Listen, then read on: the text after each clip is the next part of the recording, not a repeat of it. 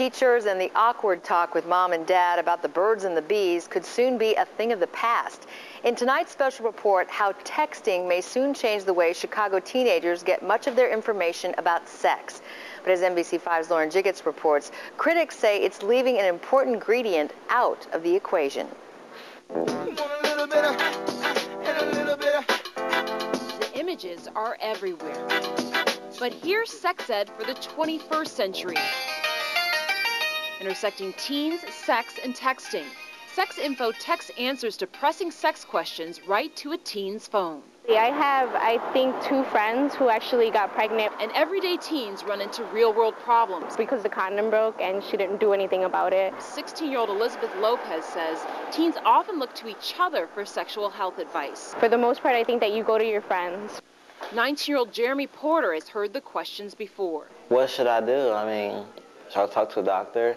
But I don't want to go to the doctor because I don't want my parents to know. Yo, what's going on, Bay Area youth? But San Francisco teens have that information available 24 hours a day at their fingertips. It's called Sex Info. And it may be here in Chicago I soon. spoke to the girl last night and the condom broke. Teens can text Sex Info anonymously, whether a condom broke, concerns about STDs, or pressure to have sex. An instant text back lets them know what free clinics are nearby for professional health advice. And you need to know what to do or where to go. San Francisco's Department of Public Health teamed up with Internet Sexuality Information Services back in 2006 to launch Sex Info.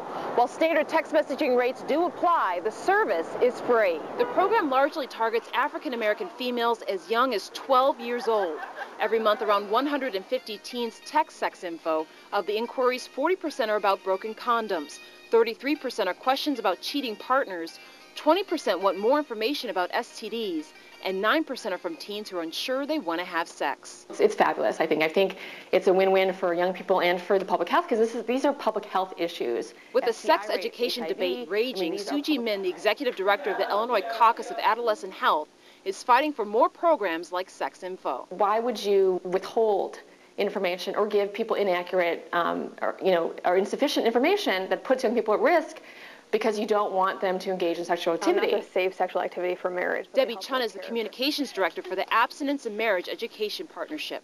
Would you recommend the Sex Info program to teenagers? We support all programs that are going to provide teenagers with the best, healthiest choices for their lives. But Chun says Sex Info is not an adequate replacement for parents, the birds and the bees talk, and abstinence-only education. Well, the greatest advantage a teenager can have is a relationship with their parents and having information from their parents about how to avoid risk behavior such as sexual activity outside of marriage. I said it's getting hot in here. Whether it's sex before or after marriage, Chicago teens may soon have more information right on their phones. Lauren Jiggets, NBC5 News. Our thanks to Lauren. Sex Info will soon be available statewide in California and also in Toronto. And there is a program similar to Sex Info already in Washington, D.C. The company is working with Chicago's Department of Public Health on other sexual health-related programs.